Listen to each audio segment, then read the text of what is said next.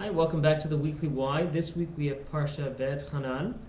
It's in the book of Deuteronomy, and a couple major key points in it, or highlights. One of them is the Shema, which is the Jewish statement of faith, as well as the second retelling of the Ten Commandments. So, I'd like to just start with a kind of a mental exercise. Imagine you saw somebody, or imagine, somebody was walking down a beach and he sees a big treasure chest sitting on the beach, washed up. And he opens it up and it's full of, diamonds and pearls and whatever comes from, whatever one might find in treasure chest. And he sees it and it's millions and millions and millions of dollars worth of stuff in there.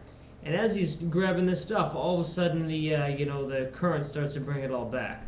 So instead of grabbing what he can, he just kind of lets it all go and just drops it and then lets it go back into the ocean. And so we would look at that and we would say that's so ridiculous. I mean, he obviously wouldn't be able to take the whole treasure chest, but I mean, come on, even though you can't take all of it, what's the point of not taking any?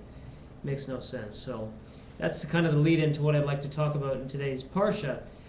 In the 7th chapter, verse 11, so chapter 7, verse 11, we're told, as God tells Moses and related to the Jewish people, "And you shall guard the mitzvot, the laws, and the statutes that I am commanding you to perform today."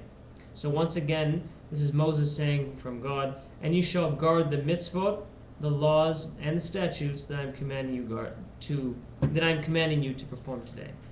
So from this verse, the Talmud in Tractate Eruvin really extrapolates from this that we only have this world in order to perform mitzvot. That we don't have the next world to do that. We only have this current opportunity to be able to do that. So the idea, therefore, is that we ultimately is a very finite beginning and end time where we are able to do this.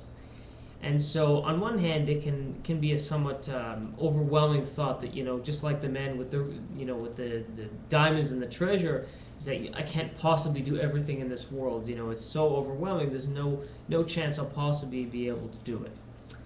And so I think that that's a danger, though, that we can't put ourselves into that line of thinking, though, is to think in this all or nothing. I think that's a deeply flawed and illogical way of thinking. For example, in this very same parsha, we have the cities of refuge. So if somebody accidentally killed somebody, not murdered, but accidentally, let's say, manslaughter or negligence, they would be able, there were 6 cities, 6 in Israel and 6 in Jordan, or in modern-day Jordan, the person would be able to go to for refuge. And so in the Parsha, we have Moses constructing or developing 3 of them. And Rashi, the commentator, raises a certain question that's asking, why would there be 3? I mean, if they can't be fully functional until there's 6 of them, what's the point of having 3 of them?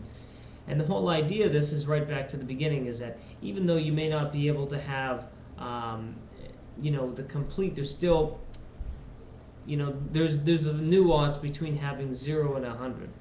And again, the Chofetz Chaim, who was a great teacher of Musar, of character development in the last 100 years, he was teaching in terms of, he was very well known for the laws of Lashon Hara, in terms of, evil speech, in terms of how one should speak well and carry themselves in that way, and especially in terms of the benediction, the Shemona Esrei, the daily benediction that we do. A lot of the times, often people, if they find themselves, they really haven't been, in terms of having the right intention for the first bit, they'll often just kind of rush through the rest, thinking, well, I kind of screwed up the beginning, I might as well just finish the end.